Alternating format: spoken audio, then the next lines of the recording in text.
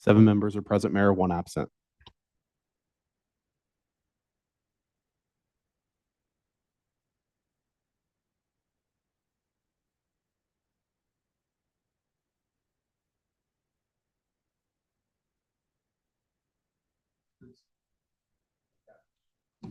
I'll make the motion receive. Councilman Jensen. I'll second.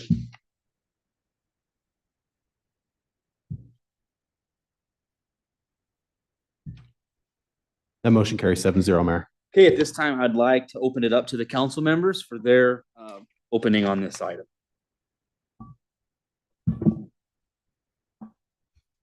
Okay, I have the honor of doing introductions and starting this off. I will share with you that we've been working on animal ordinances for the last, this is our third year that Paul and I have been involved. And there had been a committee before that time that's worked a number of years. I'd like to recognize our committee members. Paul Von Baron, councilman, is our chairperson. Kelly Steamer, one of our CSOs, has been on the committee, faithfully coming every week. We've been meeting very faithfully. And former City Councilman Brad Yeager. And we used the work that his committee had done previously as a springboard to kind of start our committee. So tonight, we're not going to go over the ordinances with you. And there have been a number of challenges. You'd think signing up for the animal ordinances would be easy peasy. Surprises never end sometimes. But there were a number of challenges, a number of controversies that we've addressed. And tonight, we're just going to focus on one challenge, basically, just to lay some groundwork for you and give you some background information before we bring ordinances to you, before we ask you to pass different rules on animals. So tonight's study session will be feral community cat control. And I'll turn it over to Mr. Von Baron. Thank you. As Councilwoman Gannon said, nothing is simple. And it's been an interesting project, but and I'll admit, I've spent a lot of time in the animal world, and this opened my eyes to some things that I was not aware of. And what we're going to propose tonight is a different approach to animal control. And we thought it would be good to preview it. What we're looking at, the word feral just refers to wild or undomesticated. And so we're talking about the feral cat population within Fremont. You can find varying estimates, but there are estimates that there could be up to 4,000 feral cats within Fremont. It's a little bit hard to believe because the average person would say, what cats? And yet they tend to be nocturnal. The true wild cats tend to avoid human contact, but in isolated cases, they can become a problem. And so what we're bridging off the experience of people who are already involved. What we're going to propose is a proactive approach. We really can't identify a specific problem in Fremont, but there are areas where the concentration of cats have built enough to become a nuisance. There are also areas where control programs have already been exercised and the population has been brought down. So what we're talking about tonight is a joint public-private venture proposal, but not only that, without the addition of city staff, we can partner with a private organization that has a proven track record where this is not just an experiment. So it's a rather unique situation. There have been some smaller communities, for example, Lyons and Decatur, and even some larger cities like Nebraska that have dealt with what they felt were the uncontrolled populations, and I think justifiably so. Kathy Robertson has done a lot of work in some of these communities. The challenge is if these cats are left to themselves, they can produce anywhere from 8 to 12 kittens per female per year. So it doesn't take long for the population to expand and get out of control. While we can't build a case for a widespread problem in Fremont, there clearly are some pockets where a control program would be justified. So our basic responsibility, and I think we need to make it clear, Fremont's basic responsibility is animal control. And that's when animal control becomes in the interest of public welfare. Animal welfare is a separate issue, and that's probably a lot of the thrust of what Cats Angels have done. But what we'd like to do is take their experience, their expertise in the name of animal control in the interest of the human population itself. So what we're going to be suggesting is a targeted approach where we pick isolated areas of Fremont that can be identified and then zone in on those and adopt a control program. So the question is, how do you control a bunch of wild cats? You know, it's the old joke about trying to herd cats. Well, how do you control them? So we've asked Jan Pemberton with Cats Angels, if you want to come forward, Jan, to use the microphone. This one.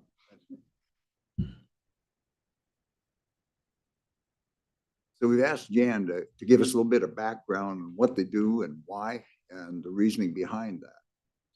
So Cats Angels has been working in Fremont for 8.5 years. The first site we ever started with was at very near the Keno restaurant.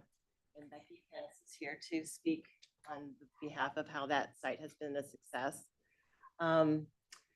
We asked to be part of this committee that Paul and Sally are part of, so that Cats Angels will be part of the discussion about rewriting the ordinances. And then I'd say that the committee ended up morphing into way more than I ever thought possible. So it's really been quite a great experience.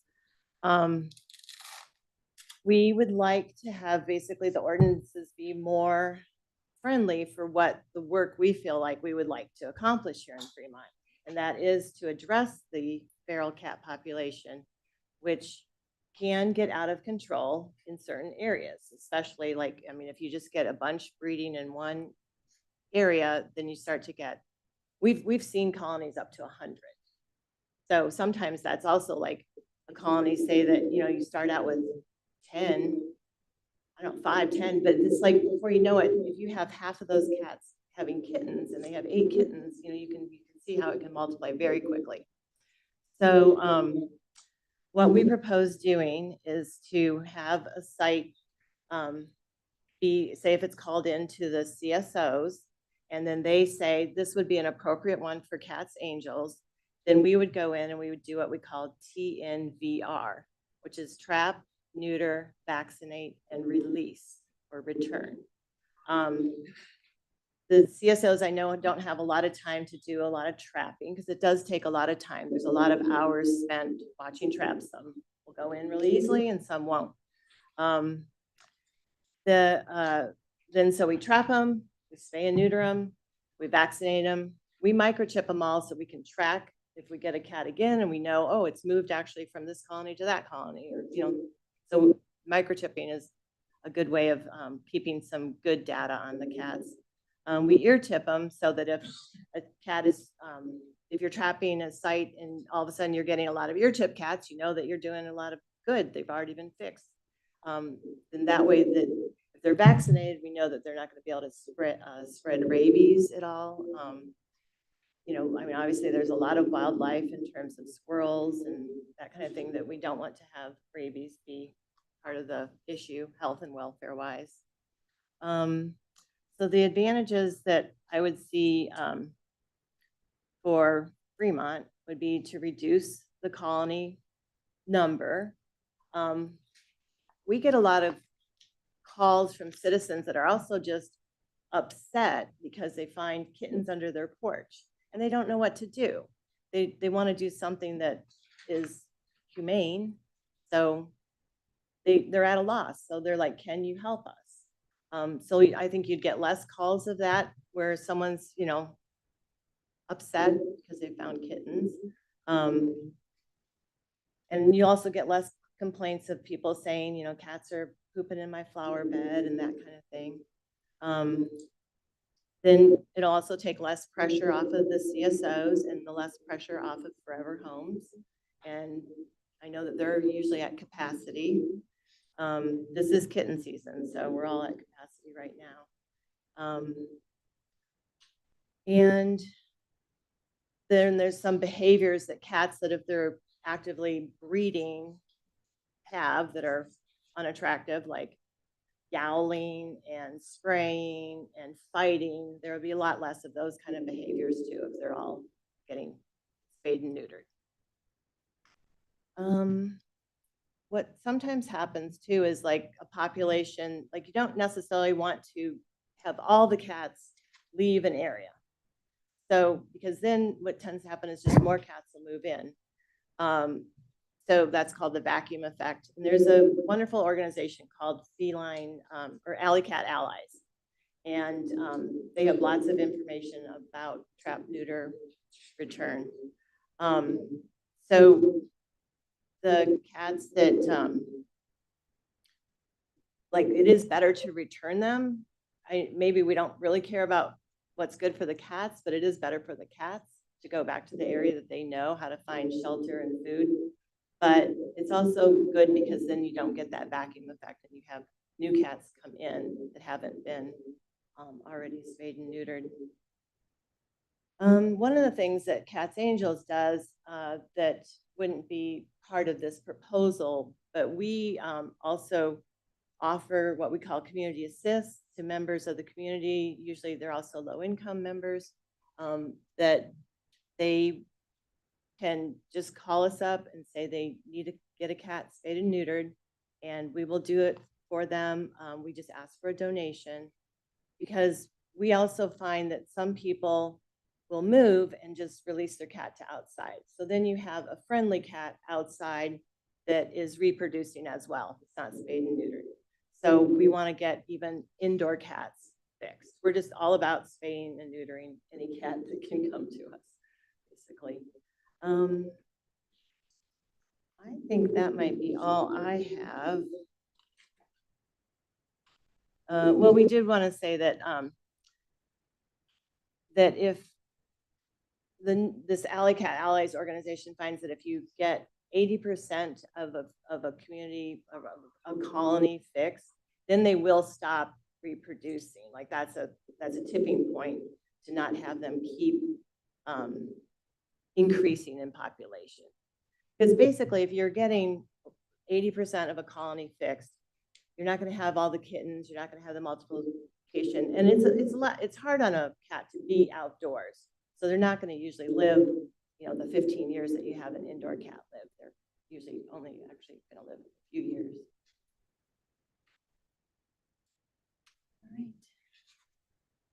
All right. Let's see. We had a map. So these are some of the areas that we worked on in Fremont, and actually I ended up sending to Paul, like somehow the email didn't get to him, but there's actually, I sent 30 more sites that we've just done this year. These are the bigger sites that we've done. Well, Regency, we've definitely done more than 100 there. So the red ones are done, I believe. No, green ones are done. Yellow ones are ongoing, and red ones are proposed for the future to work on. Even though we're already been working on Regency, it's probably going to always be one we need to keep working on. Probably never going to be totally finished. Even though I was just saying 80% might be the tipping point, but I just don't know if we'll ever reach there. And then also I was going to show you this whiteboard that is just what we've. So when we first started, we didn't have software, we didn't have any of that. So since 2020, we've been able to keep track of our numbers. So we take in the kittens and get them adopted, and we also take in friendly cats and get them adopted. So this is our adoptions for the last 4 years, and this is what we've done so far this year. And it also shows how much TNR we've done. And we're actually, one of the things that's really nice about what's happened in our organization the last year is we have now 20 standing appointments every week. We're using 2 different vets. We alternate the weeks. And so we are able to do more TNR. TNR is a little unpredictable. It's good to have those standing appointments because if you go and trap and you don't know if you're gonna get, 15 or 5 cats, and so you want to be able to have those standing appointments so that you can just immediately get them fixed. You don't really want to keep a feral cat in a trap for very long. So this is the community assist numbers that we have. And this is how many we've gotten spayed and neutered. So last year we did 879 cats that got spayed and neutered. It's not just Fremont though. We are also working in some of the outlying communities, West Point even, or Schuyler and Schneider, and yeah. So we feel like we have a pretty established program. We've got it kind of down to a system, and we feel like we could partner with the city on this.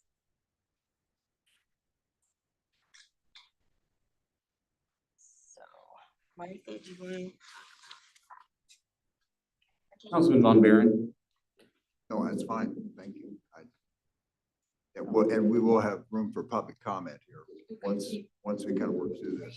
I don't know how a study session works. Or do you guys have questions for Jan? Do we have any quick questions? Sure. Are there any questions from the council? Councilman Peterson? This is a silly question. I'm impressed by your numbers. And I love what you're doing. How do you catch a feral cat? They're not easy. I mean, really. Pardon me? Fair hands, I was thinking. Oh, yeah. Yeah, you wouldn't have any hands And left. we have traps, we have the equipment. Okay. We have two kinds. One's the one that they enter into to get to the food, and it shuts once they hit. They're on it's a plate that they step on and it shuts the trap. I think it's the same thing people use for raccoons or skunks or whatever. And there's also a drop trap.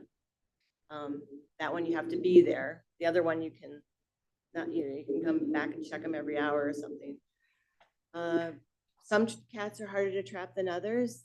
It helps to actually have the trap where you leave it open for a while and they get accustomed to getting their food inside it. And then you set it once they're used to that.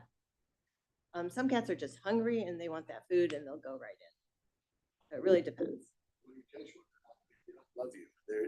They're pretty Yeah, awesome. I mean, you put a blanket over it. Sometimes they are banging around in there for a little bit.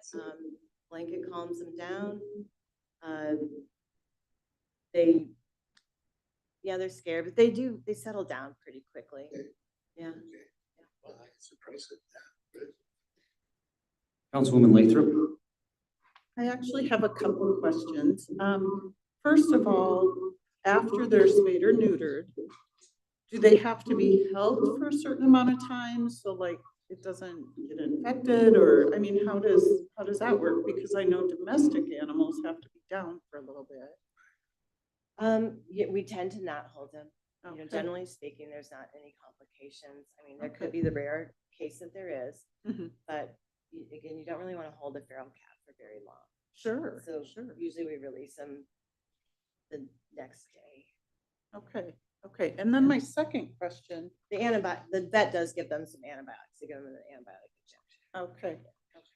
Then my second question, you had mentioned different communities that you're in as well. This $10,000 that we're talking, is that just specific to Fremont, or Yes. does that go elsewhere Yes. too?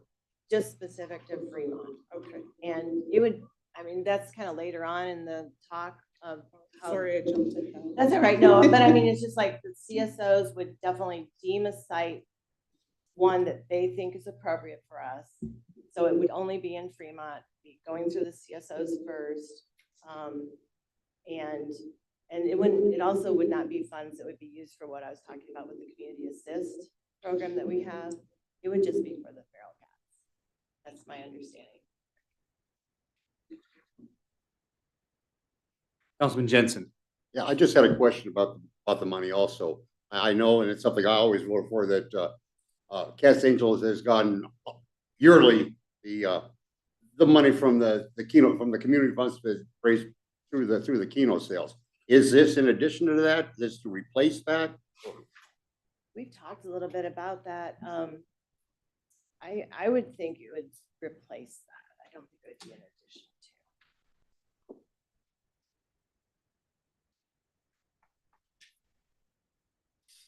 Any other questions at this point? If not, turn it over to your next guests or public comments. At this point, given that segue, it might be good to have Officer Steamer come up and tell us exactly how the program will work. We blindsided her a little bit with this presentation, so.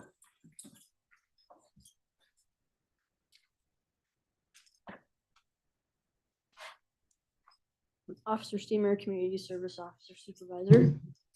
So a little background, these ladies with Cats Angels, I've been working with them for a lot of years. I was there when they started up, and they're an amazing group of ladies.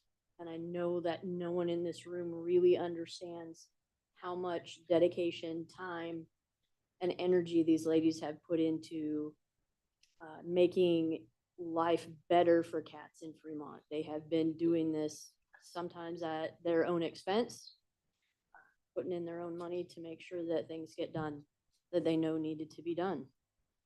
For the last 3 years, I've been a community service officer, and I have asked for their help on multiple occasions. I would be called to a residence because someone is upset with feral cats in their neighborhood.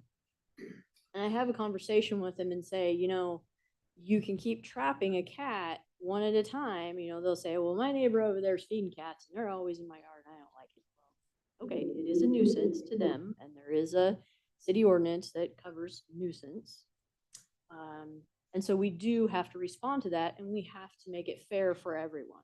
It has to be just as fair for the people that want to care for the cats as the people that don't want them around in their neighborhood because of the behaviors that they're exhibiting. So I would have a conversation with them and say, you can continue to catch one at a time. However, while you're catching one at a time, there's a mama cat over there that just had 8 babies. You do that math because you're never going to catch up. So if you would be willing to hang in there with us, and I will contact Cats Angels, they will come out here, they will do their trap, neuter, release program. You will see the number of cats decrease, and you will see the behaviors that you don't like decrease as well. Cats that are spayed and neutered don't fight, they roam less, they're less likely to have the behaviors of spraying and going away from where their colony is fed and pooping in gardens or doing any of the things that people don't like to do. So they've done this for years on their own. I think that at this point, we need to look towards being a proactive community so that we are helping keep the cat population down, the feral cat population down. And with us helping them, they are able to then use the funds that they have as far as funds that they're getting from donations and other sources. They can use to do the community outreach program that they have that will help keep pet cats from creating an issue as well, which will take pressure off of them as far as numbers in their facility, and it will take pressure off of Forever Home as numbers in their facilities as well. Because lots of people will unfortunately move, and if the cat was outside when they left, well, you know, then the cat's just out of luck. And you have a stray cat that hopefully is spayed or neutered, but more often than not, he is not, or she is not. So now we have someone that's adding to the feral cat population. So we have been working the last several months to try and create some ordinances that will help us move forward and allow us to have feral cat colonies that are registered with us. So there's currently a fee of $150 for that to happen. We're proposing to not have that fee. We'd rather see that money spent on the cats for the people that are running, that are having the colonies and are responsible for those cats.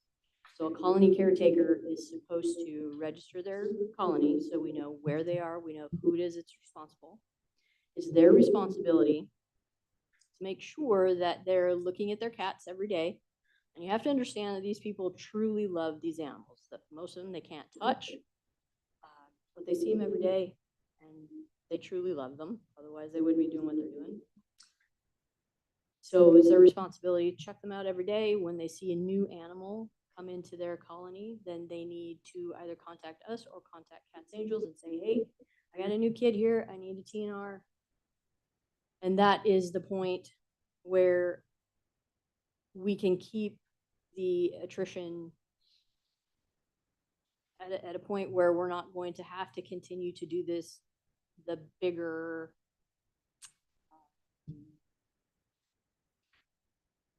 like the bigger areas that we have. When we get to that 80%, like Jan was talking about, then natural attrition, the cats don't live long. And with the animal or the caretakers always calling in and keeping the numbers down, we won't have a problem and we won't get to this point again. So some of the ordinances we're trying to change are, again, removing that fee for cat colony caretakers. There are some other changes as far as not following the rules as a colony caretaker. If we see that that's happening or we get reports that that's happening, then we do have some things in place to make sure that they're going to continue to care for their colonies in the way that they're supposed to. So the idea, like Jan said, when the CSOs, when we receive a complaint, we go and check that complaint out. We talk to the person that's called in. Frequently, they can tell us exactly where the person is that's feeding, where that address is. And we would pass that along to Cats Angels, and they would take it over from there and take care of the trap, neuter, vaccinate, and release. And that is our plan. So we hope that we can get that accomplished.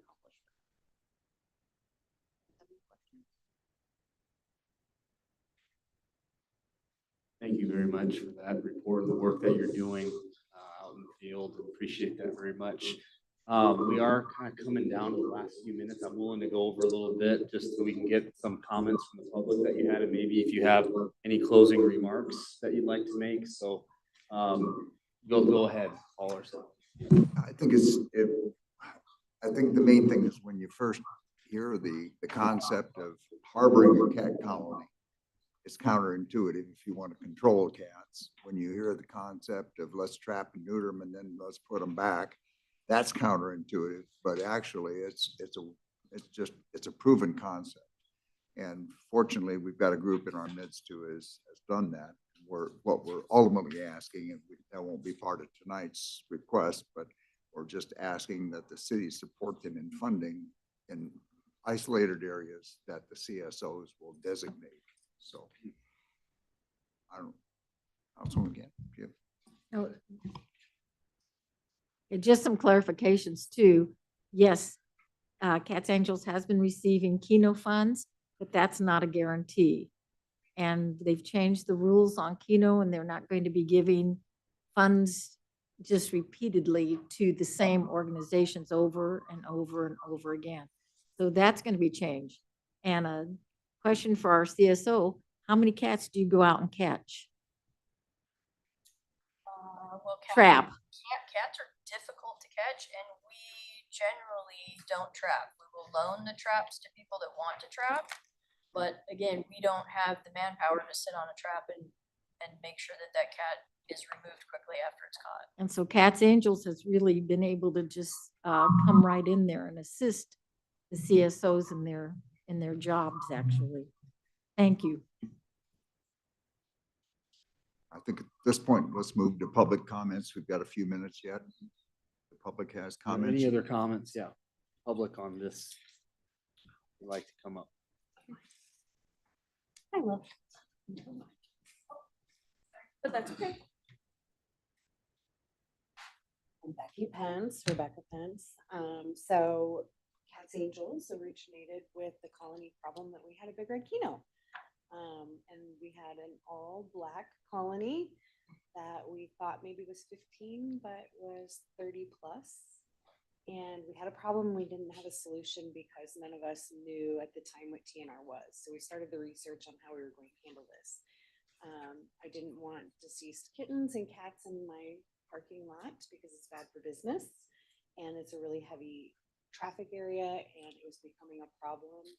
The other business owners around me, although they were actually on their property, didn't want to deal with it, but they were destroying property because of how large the colony had gotten. So we formed a group, came up with a plan, and we started trapping. Since then, that's a really spot on location to look at how it works, because if you go by, you're not going to see cats. What Jan was talking about with the vacuum is I removed all but one, and she stayed there until she's a senior now, so I actually have her and brought her in. She still doesn't like me, but we get along fine. And then since the original trapping, I've also continued if I see cats. Just as a citizen of Fremont, I don't want the population to get crazy. We have the apartment buildings that dump pets that they don't want anymore. And so we end up having more that come off the site. I always say it's a site that keeps on giving. But you may see one, you'll never see more than that in that area. So just if you're looking for an example of what TNR can do, it's a great example of it because I maintain it, we keep it, and it's worked. And we don't see that population hanging out anymore. So anytime you drive by, that's a prime example of TNR. So thank you guys. Thank you.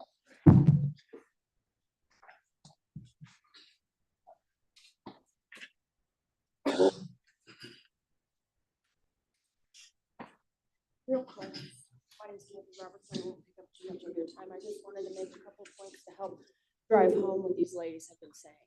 I have an organization called Working Cat Project. It's really important to understand that this is called feline management, and it is a thing and is a function of animal control. And animal control is government's responsibility. There are two ways to manage cats. You can eradicate them, or you can trap them and put them back. You would have to, in order to, well, and the goal is to decrease the population. This is not, it's not necessarily about welfare and things like that. From an animal control standpoint, the goal is to decrease that population over time, right?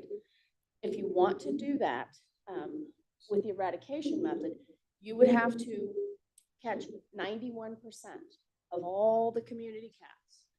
And you would, and in 5 years, you would decrease that population by half. Trap, neuter, return is the alternative that actually works and costs less. When you get to the 80%, at 80%, that natural death rate outweighs the birth rate, and you have a declining cat population. That is the goal. If you do not get to that 80%, your population is still growing. So in the process of doing all that, it is important to make sure that that is happening. It's harder in a larger town. Alley Cat Allies suggests that the towns are divided in quadrants, and you work quadrants. Get quadrant 1 to 80%, quadrant 2 to 80%, and around. Once you're at 80%, you're in the maintenance phase, and the work is minimal. I'll give you an example. Lyons, Nebraska, population 750 people. We TNR'd maybe 125 cats to get to that 80%. In 2 years, if there have been 10 calls, 5 cats annually. So big push, big expense, get that 125 done. Now we don't have a problem necessarily. That's your goal, to continue to let this go on year after year after year and not get anywhere. It's important that we're trying to get to that 80% goal. And the other thing is, I just want to make sure everybody understood, this is the alternative to eradication. Eradication does not work. It's been tried. So there's studies out there that say TNR doesn't work. And the reasons they cite is that it was never finished. You didn't get to 80%. That's all I want to say. Thank you.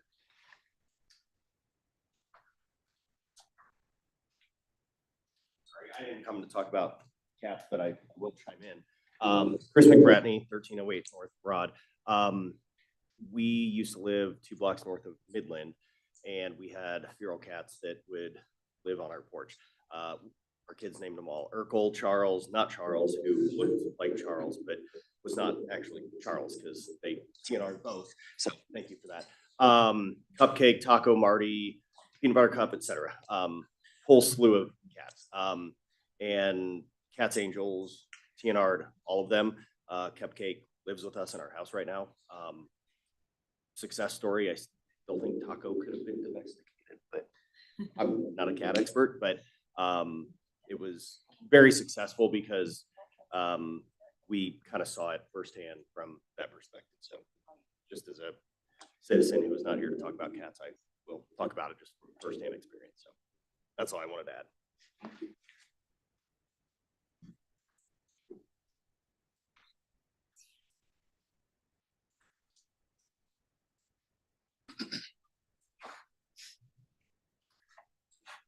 Fred Gerger, 2318 East Fifth Street.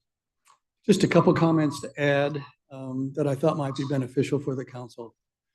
I worked on the Animal Control Ordinance Committee that was convened back in 2019 and worked on that committee for, I don't know, a couple of years at least.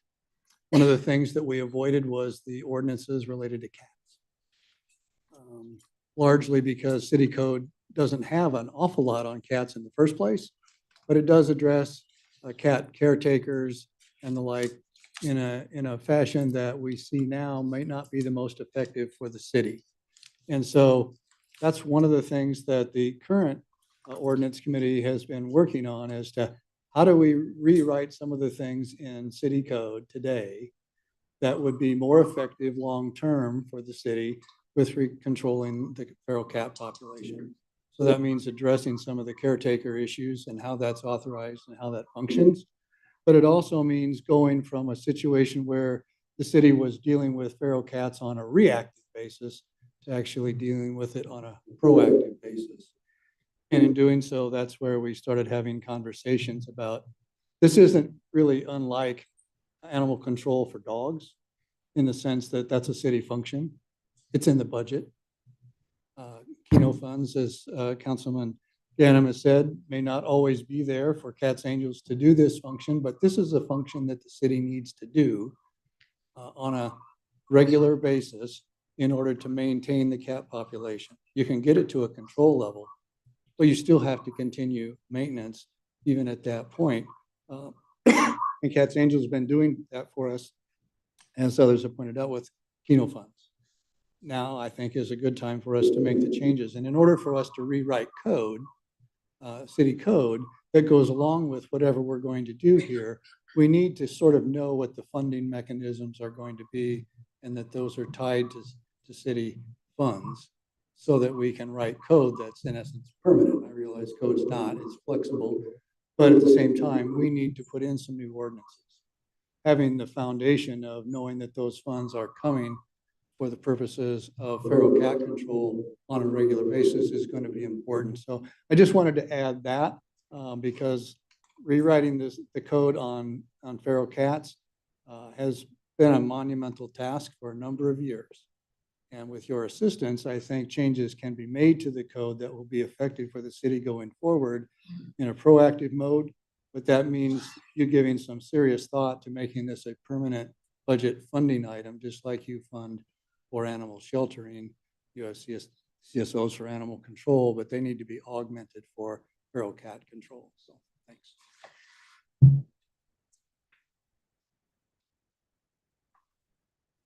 Any further comments from Council Barron or Councilman Ganem? Okay. I'll just, thank you all for being here. Very informative. Thank you to the committee for setting this up and all those in attendance for your detail and information. I appreciate it. And I think it's something for us as a council and city to take into consideration as we look into the budget. So thank you. I would take a motion to adjourn the formal city council study session. Councilman Sukum. I'll make that motion. Councilman Jensen. And I will second.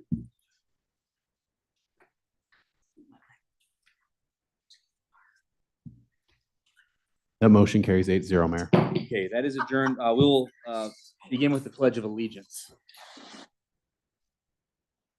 I pledge allegiance to the flag of the United States of America and to the republic for which it stands, one nation, under God, indivisible, with liberty and justice for all. Go ahead and open up the regular city council meeting and call it to order. The time is 7:10. The Opens Meeting Act is posted on the back wall next to the agendas. This time we'll have roll call for the city council regular meeting. 8 members are present, Mayor. Okay, I do not have any comments tonight. We'll go on to item 1 is a motion to adopt the current agenda for the June 10th, 2025 regular meeting. Councilman Sukram. I'll make that motion. Councilwoman Ganem. I second. Cast your votes to adopt the agenda. That motion carries 8-0, Mayor. Move on to public hearings. Item 2 is resolution 2025-132, approving a conditional use permit to expand a non-standard use 976 South County Road 26, Dodge County, Nebraska. We'll have staff report. Good evening, Mayor, members of the City Council, Jennifer Dam, Planning Director. This is a request for a conditional use permit to expand a non-standard use. There's a house in the Port Authority area, which makes it a non-standard use in that area. Residential uses are no longer allowed in the Port Authority. The owner of the house wants to install a swimming pool for he and his family. And this provision under the non-conforming use section allows for us to issue a conditional use permit under certain circumstances. This is one of those circumstances. Mr. Lopez, the applicant, is aware that the Port Authority and industrial uses will be built in the area in the future. And he agrees that at the time they offer to purchase his property, that he will not object to that. But until that time comes, they want to remain there and be able to enjoy their property. The Planning Commission recommended approval and staff does as well. Thank you. Any questions from the council for staff? Councilman Horner. Thank you, Mayor. Thank you, Jennifer, for that background. You said that the homeowner is, or the property owner, excuse me, is aware that, you know, this could be kind of throwing good money after something that is going to change. I mean, it's going to change, you know, in the future. Has anybody given any thought to, I mean, are we increasing the value of this property right now? And is it just going to make it more expensive in the future to purchase this particular property? Has that been considered? I did talk with GFDC about this when it came up, and they have no objections. Okay. Any other questions from the council? Councilwoman Lathrop. Where did they drain the pool out there? I mean, because I know now the city requires it to go into the sewers, I believe. But in the country, obviously, a septic isn't going to hold all that water. I guess I don't know the answer to that question. That's something that would have to be addressed at the time they get their permits for the pool. Okay, thank you. Any other questions at this time? Okay, I'll open the public hearing on this. Seeing no comments, I'll close the public hearing. And are there any additional comments or questions from council? If none, I would take a motion. Councilman Jensen. I'll make the motion that we approve resolution 2025-132. Councilman Vaughn. I will second. Okay, cast your votes. That motion carries 7-1, Mayor. Item 3 is ordinance 5717, annexing property generally located south of Morningside Road and east of South Luther Road. This would be first reading of this annexation. Yes, good evening again, Jennifer Dam, Planning Director.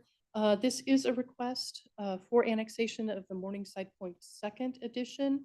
When we brought this through first last fall, we discovered that there was a 25-foot gap between Morningside Point First and Morningside Point Second Edition.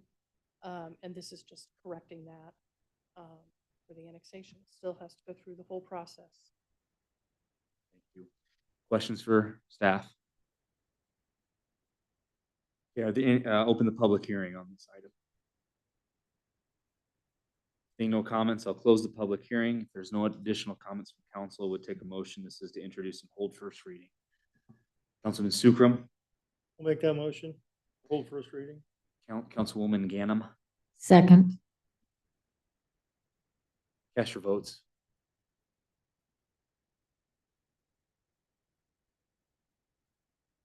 The motion carries 8-0, Mayor. First reading. Ordinance number 5717, an ordinance of the city of Fremont, Nebraska, annexing by voluntary petition property generally located south of Morningside Road and east of South Luther Road, Dodge County, Nebraska, and extending the corporate limits to include said real estate, providing for repeal of ordinances in conflict herewith, providing for severability, and providing an effective date. First read. Item 4 is ordinance 5718, annexing property located at Hills Farm, generally described as a portion of tax lot 2 in the northeast quarter of section 35, township 17 north, range 8 east, and a portion of tax lot 3 located in the northwest quarter, section 36, township 17 north, range 8 east of the 6 p.m. of first reading. All right, this is for the annexation of the Hills Farm First Edition. It's associated with the final plat. And then later on the agenda, the subdivision agreement for the Hills Farm First subdivision, Hills Farm Lake First subdivision. It was recommended approval by Planning Commission and staff recommends approval as well. I'd be happy to answer questions. Any questions for staff on this item for annexation in regards to Hills Farm? Now open the public hearing on this. I'll now close the public hearing. Are there any additional comments from council on this? Seeing none, I'd take a motion. This would be to introduce and hold first reading. Councilman Sukram, Make the motion, introduce hold the first reading on ordinance 5718. Councilwoman Ganem, Second. please vote.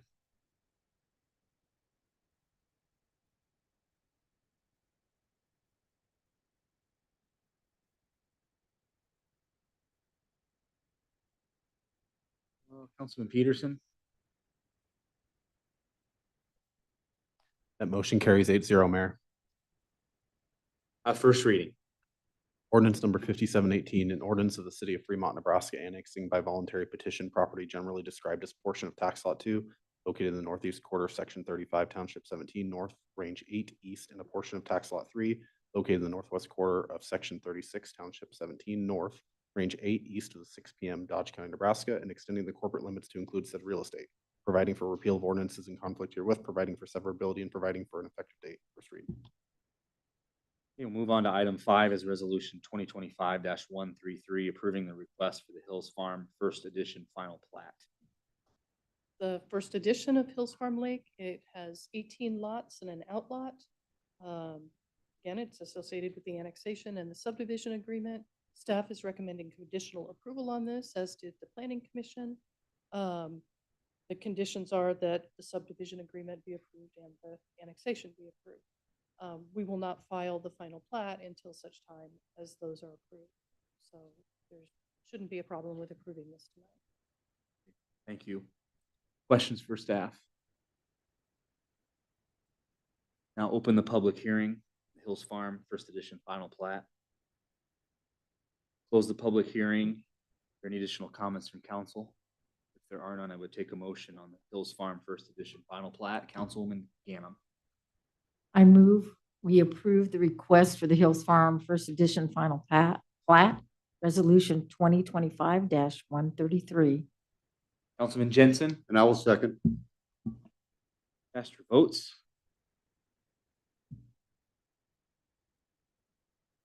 That motion carries 8-0, Mayor. Now, item 6 is resolution 2025-130, making a recommendation to the Nebraska Liquor Control Commission regarding a Class C liquor license application of Southern Style LLC located at 648 North Broad Street. Michael, go ahead. Thank you, Mayor. This is for council's consideration for a Class C liquor license. This is for a new business located at 648 North Broad Street, Southern Style LLC. It is a Class C liquor license they're requesting. Council can do one of four things. They can recommend approval, they can make no recommendation, they can make no recommendation with stipulations, or they can make a denial to the Nebraska Liquor Control Commission. So I will take any questions. Thank you. Councilman Horner? Thank you, Mayor. I don't have a question. I just want to let you know I do need to abstain from this one. These are my clients, and so I don't think it'd be right for me to vote, so I'll abstain. Thank you. Any other questions or comments from council or clerk on this? Okay, I'll now open the public hearing on this. Anybody from the public here to speak on this item? Okay, I'll close that public hearing. Now, any additional comments from council on this? Not, I would take a motion. Councilman Sukram, Make a motion on resolution 2025-130. Councilman Vaughn, I will second. cast your votes.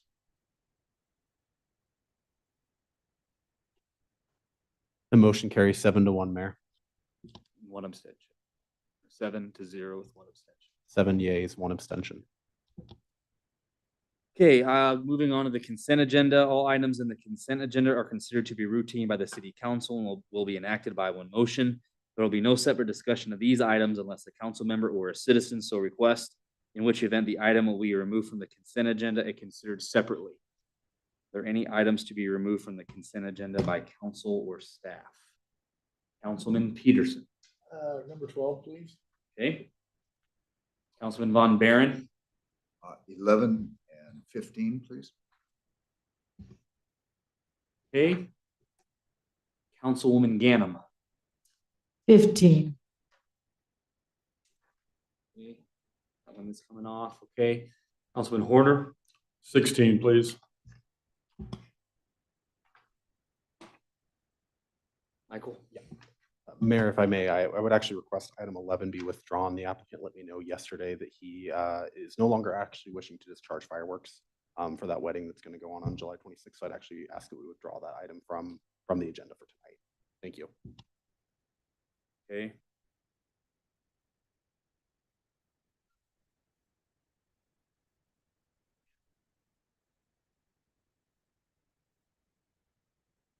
You just, when we get to that item, make a motion to withdraw the item and go from there. Okay, that's what we'll do. Okay, are there any items from the public to be removed? Okay, I would take a motion to approve the consent agenda 7 through 10, 13 and 14. I think that's all right. Okay. Councilman Peterson. Okay, all right. On number. Got Okay, 7 through 10, yes, I'll make a motion. Yes. 13 and 14. Yes, make a motion to do that. Thank you. Okay. Councilman Sukram, Second. cast your votes. That motion carries 8-0, Mayor. Item 11, I take a motion to withdraw this item from the agenda. Councilman Peterson, I'll make a motion to withdraw from the agenda. Councilman Jensen. I will second. Okay.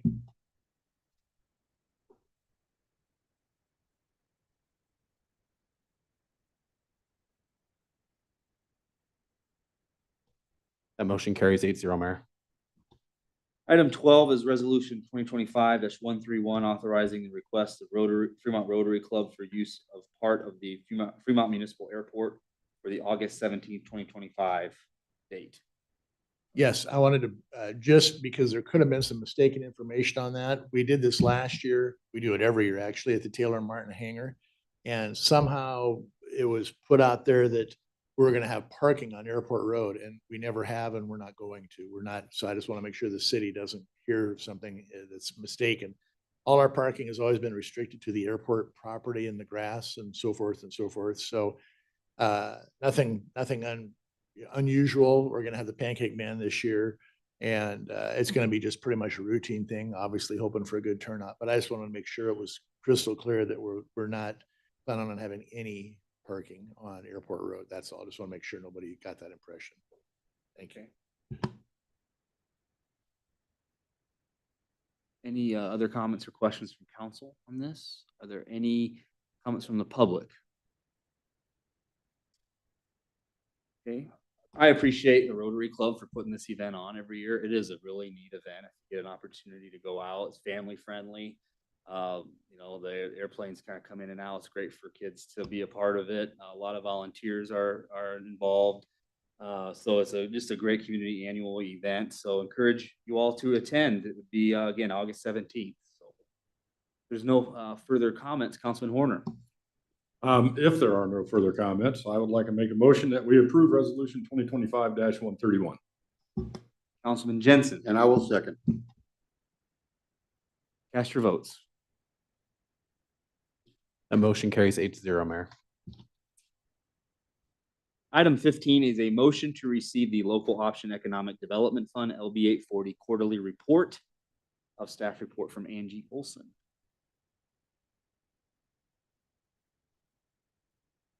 Good evening, Mayor, City Council, Angie Olson, Plan Administrator.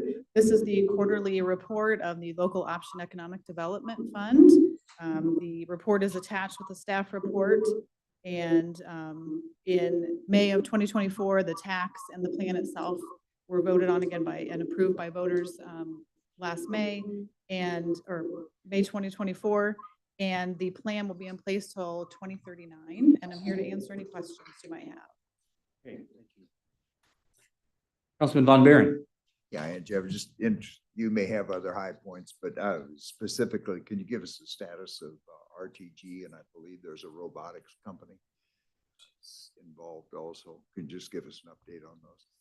So both of those are in default and they're being not investigated, but I'll let Travis give you an update on that. He has one. Yeah, certainly. RTG Medical is in default, currently in this litigation. Infinite 8, is that the other one? The city has judgment against Infinite 8 and guarantors for that, but a collection agency is trying to get assets from them. It's my understanding one, if not both of them, don't live in the state anymore. Thank you. Either Councilwoman Ganem. No, thank you. I just think an oral evaluation or report is always good for public to hear what we're doing with our 840 funds. And thank you for the summary.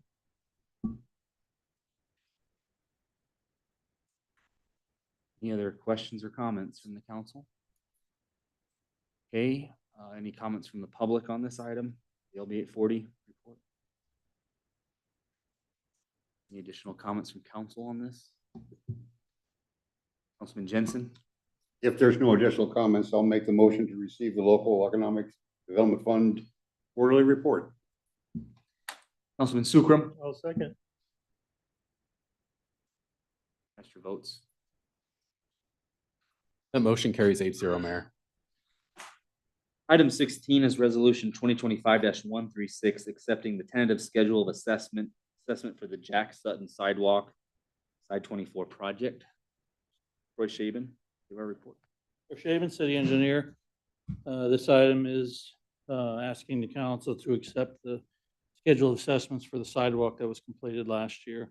If approved tonight, at the next meeting, the Board of Adjustment will approve or authorize the levying of the assessment. And then at that point, we would take 7 years. They would have 7 years to pay it off. We would bill them once every year for 7 years, and they could pay that off in 7 installments. I can't take any questions. Councilman Horner. Thank you, Mayor, and thank you, Troy. Hopefully you can answer the question. After I read this, I went back and I looked at that June 27th, 2023 meeting and then the minutes on that. And what I found there was that wasn't the, it wasn't approved then. It was approved at the next meeting because it was pulled from the consent agenda and rolled back. And then at that next one, it was approved, but it was only $50,000 is what I remember seeing that the approval was. Or at least what the amount that was mentioned on the resolution.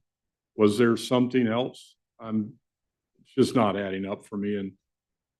And the other point I want to make on this is that I did read that the developer, who happens to be Sunridge LLC, same owners that own Don Peterson and Associates. So I went and I asked them, what was their objection then? That was 2 years ago, and just asked.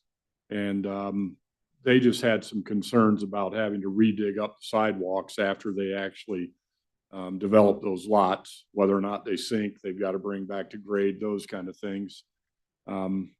And then they had some concerns too about the assessment. I hope that somebody can reach out to them at some point and ask them what that is. But I'm just wondering, I guess, about the difference in the amount that was on that that agenda. That was, I think it was July 11th of 2023 is when this was actually approved. And then what we're seeing here. So July 11, 2023, I'm not trying to pass anything here, is prior to my tenure as engineer. I know the sidewalk was completed in 2024, August, September-ish of 2024. I'm not familiar with the number that you're quoting, so I apologize for that. My only comment would be that sounds like a preliminary estimate number to me. The numbers that are on the sheet are actually what we paid and what, what the city paid and are based on the linear footages. So the numbers here are, I would say the actual numbers that we would assess in any situation. 23 numbers, I don't. Anything that would have been done in 23 would have been some kind of an estimate. I would have to guess that. And Troy, I'm not trying to play a gotcha with you or anything like that. I looked at it later this afternoon myself, and shame on me for not reaching out. So you could have been better prepared. And again, I apologize. Jody, would you happen to recall any of that? Is there, I remember there was a little bit of ruckus around it, which is why I think it got pulled off of a consent agenda, and there was about a lot of discussion with the city council at the time. Do you recall, was there something later that would have occurred that would have increased that amount? Or I'm just confused over the amounts is all. I guess my thought is the $50,000 number that you're remembering is very likely the share of the other party to the assessment. Because their share that they have to pay is the $57,039. We're not asking them to pay the whole 104.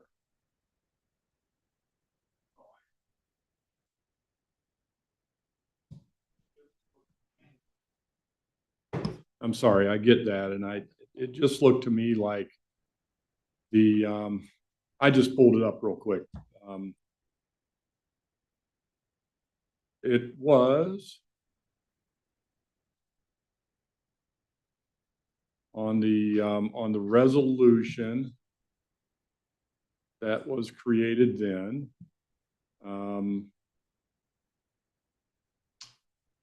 I'm now not seeing that amount. Let me go back and see where I spotted that.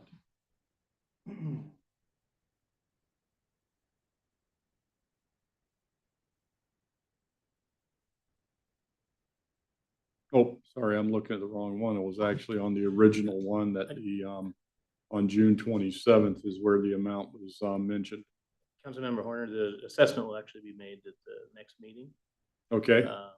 So if there is a challenge to that assessment by the property owner, they could certainly bring that at that time. Okay, all right. Would it be appropriate to put this off until the next meeting, until the next council meeting? The point of this is to get it on the Board of Adjustment meeting or Board of Equalization meeting. Okay.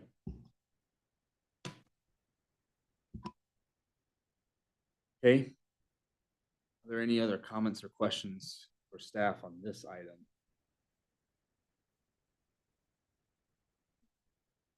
Okay, I'll now, any comments from the public on this item?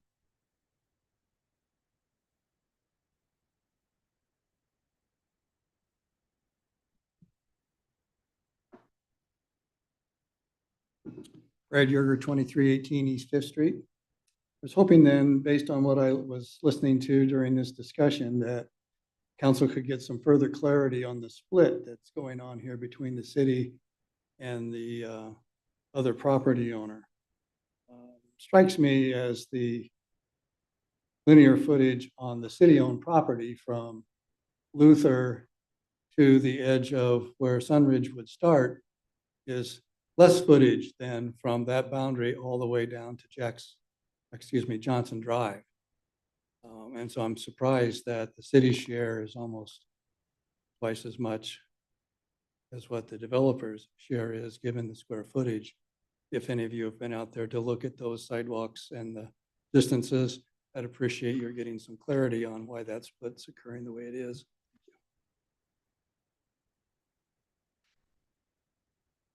Any other comments from the public?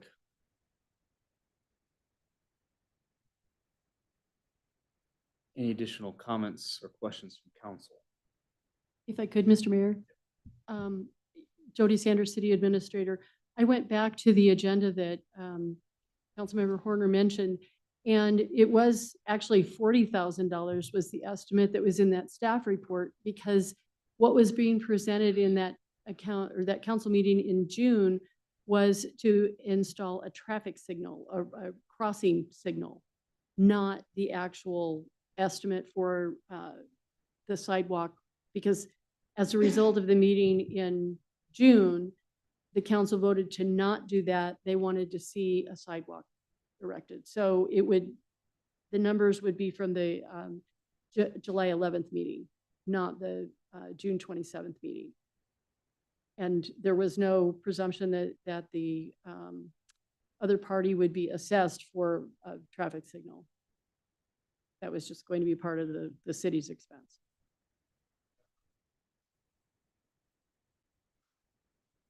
Belabor this at all. I can send you what I had printed out earlier. Unfortunately, I left it sitting on my desk at home.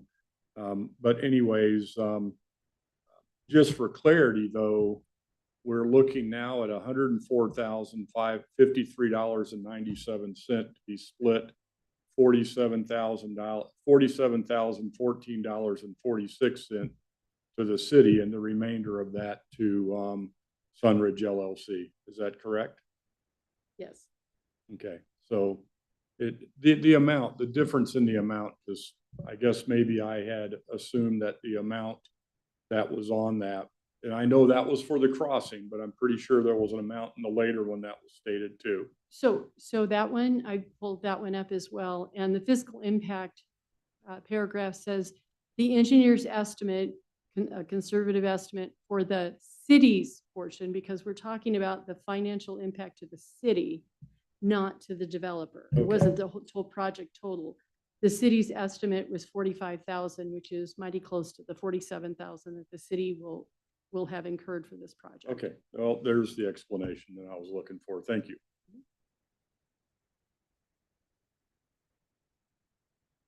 I'll just say I, really, appreciate the city and the developer working together on this. This was a priority project from the council to do a sidewalk to connect it to military up to the schools. A lot of it was for safety reasons, as we have a lot of, kids walking in that area. And so, this was a collaboration between both entities to get this done. And thanks to the city and the developer for making that happen. And it will, again, increase the safety of that area for walking. And that's why we're at this point today. But I think we need to thank the developer for their willingness to help and support this project. Councilman Sukram. Is there any more comments? I'll make a motion. Councilwoman Gant, go ahead. Go No. Go okay. Thank you.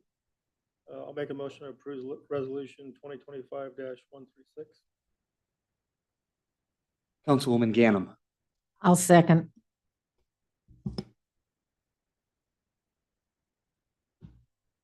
That motion carries 8-0, Mayor. Moving on to new business, item 17 is resolution 2025-138, authorizing the mayor to sign the Hills Farm first subdivision agreement. Believe that we need to continue this item, correct, to the next meeting.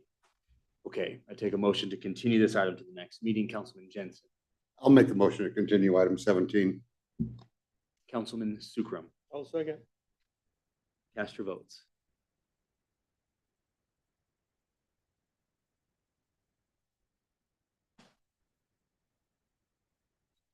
That motion carries 8-0, Mayor. Okay. Item 18 is resolution 2025-135, approving JEO Consulting Group for the Street Parks Fleet Maintenance Building Construction Administration Oversight Services not to exceed 200,000. We'll have Jeff Shanahan give our report. Mayor, City Council, Jeff Shanahan, Utility Manager. JEO was selected to be the architect of record for the Street Parks Fleet Maintenance Building.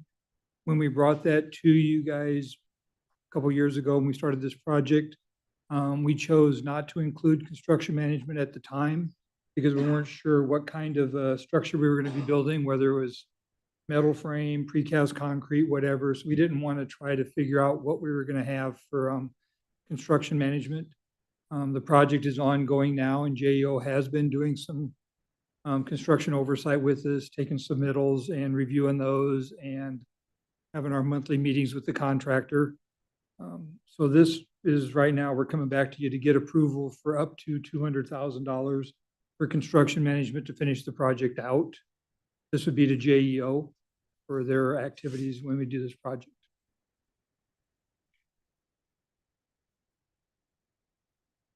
Comments or questions for staff? Councilman Peterson. So, okay, we're gonna do this up to $200,000. Let me ask you a question here. We hire somebody, we sign a contract with somebody. Isn't that person a general contractor? I mean, isn't that part of their job? I mean, it seems like we're getting, I'm not being critical here, Jeff. You know what you're doing. I'm not second guessing you, but I just think, how many layers do we need to put on the cost of this thing? That's, if maybe, I don't know. Yeah, what this is this is a JEO. What they're doing is the contractor, the general contractor, Yes. will submit documentation to us saying, okay, here's what we're going to do for steel buildings or whatever. Okay. And then JEO would make sure, okay, that all meets the spec. They're kind of our owner's representative in this project. Okay. We don't have the staffing to be able to go through all of that day after day after day. They help us with construction management, with pay applications, those kind of activities that go in along with building the project. On a building like doing second floor here, we can kind of handle that, but we even use Architectural Innovations for that to help us with pay apps and change orders. Okay, I just keep ballooning. This is a very large project. I know. We got to have construction oversight. I believe you. I believe you. Okay, Yeah. okay. Trying to save money. Okay, thank you. Any other questions from council? Okay, comments from the public on this item? Additional comments from council?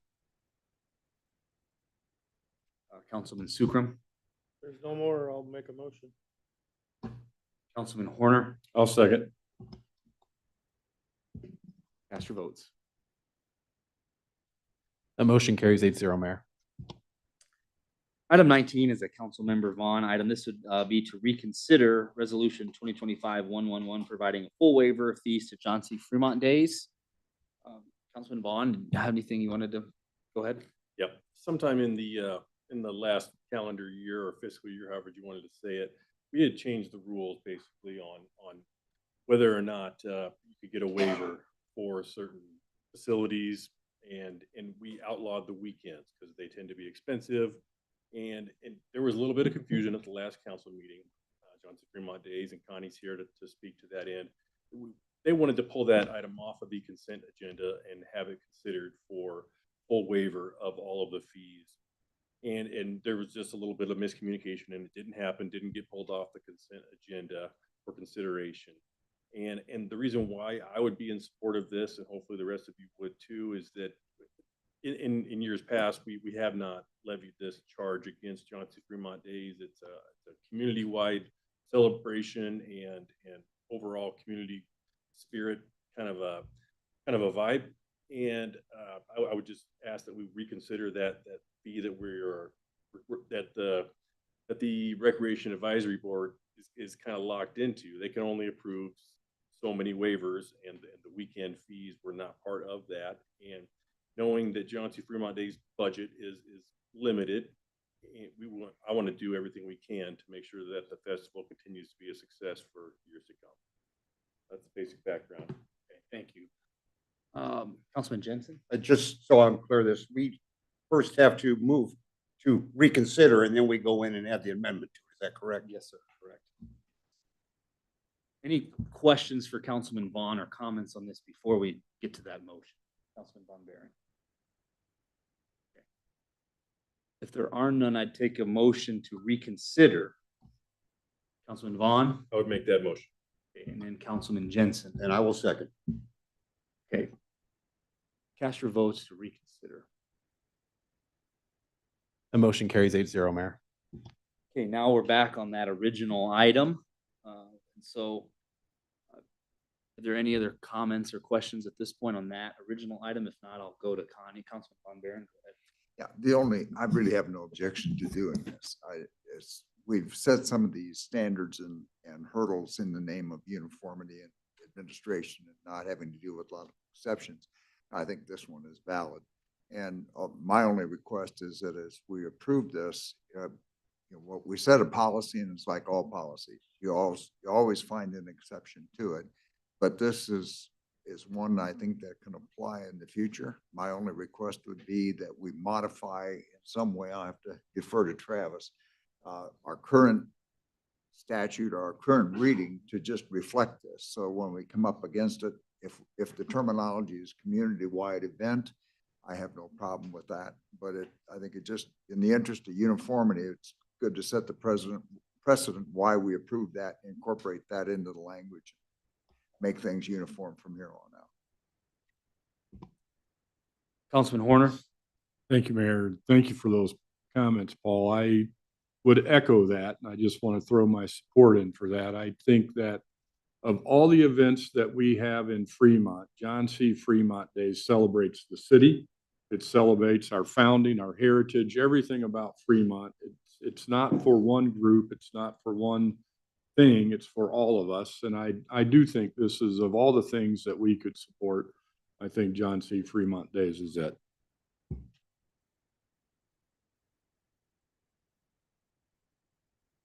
Any other comments or questions at this point? Okay, I'll open up to the public comments. Go ahead. Thank you, Mayor, City Council. If you don't know me, my name is Connie Dostal. My address is 941 Mulberry Street in North Bend. I am the new president of John C. Fremont Days. And at the last meeting, I was not aware of the word changing as our request of the usage of the city auditorium and the Christian Field Arena. As it was in the past, that we didn't have to come forward all the time. John C. Fremont Board just asked that the city council waive the fees on those two areas for us.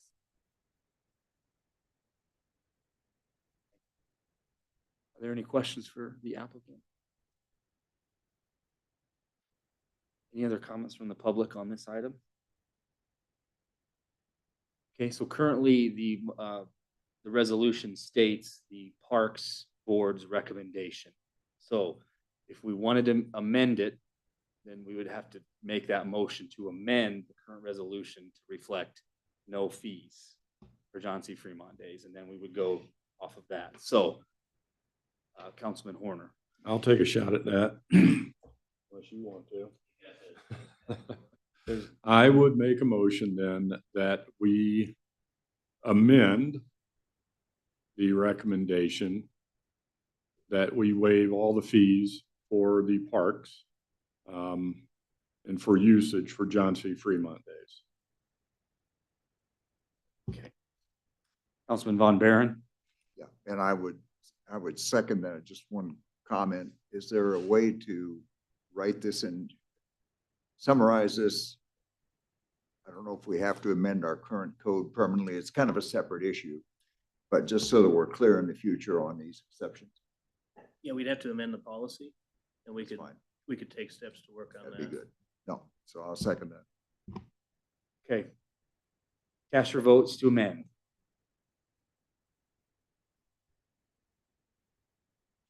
That motion carries 8-0, Mayor. Now I motion, I would need to approve this resolution as amended. Councilman Jensen. I'll make the motion to approve resolution 2025-111 as amended. Councilman Vaughn. I will second. That motion carries 8-0, Mayor. Thank you. Item 20 is again, council member Ganem, item resolution 2025-139, providing that the city of Fremont should lead by example in the community and strive to comply with the requirements of the Uniform Development Code. Councilwoman Ganem, you want to go ahead and open up? on Yes, your thank item? you. We've discussed this a couple meetings ago. We've been working very hard with the UDC and developing new codes. And I just thought publicly it would be good to have a statement because public entities are basically exempt from our UDC guidelines, including the city. We would be exempt from any rules that we, in fact, say we're going to do with the UDC, or require with the UDC. Public schools are exempt, as well as hospitals. However, good leadership requires leading by example and modeling what it is you expect. And I just wanted to publicly say that I believe this resolution, we directed Travis to help write it, which he did. And if you read through it, it will say that we, when reasonable, will certainly follow the UDC guidelines and be a good leader.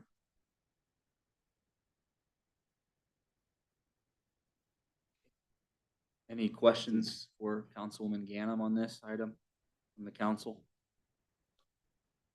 Okay, are there any comments from the public on this item? There's no additional comments. I'd take a motion. Councilwoman Ganem. Well, I would move that we would accept resolution 2025-139, providing that the city of Fremont should lead by example in the community and strive to comply with the requirements of the Uniform Development Code. Councilman Von Baron. Yeah, and I apologize. I was trying to jump in to make a comment. Go ahead. But I think I've appreciated the work that the UDC at the Planning Commission has gone through to painstakingly go to the UDC. It's a lot of work. And frankly, my eyes glaze over in a lot of those sessions. And I understand the argument for the city not necessarily having to be able to comply for financial reasons or whatever, but I think truly believe that the issue here is leadership and example. And I appreciate that. I appreciate you bringing it forward. And with that, I will second. Okay, cast your votes.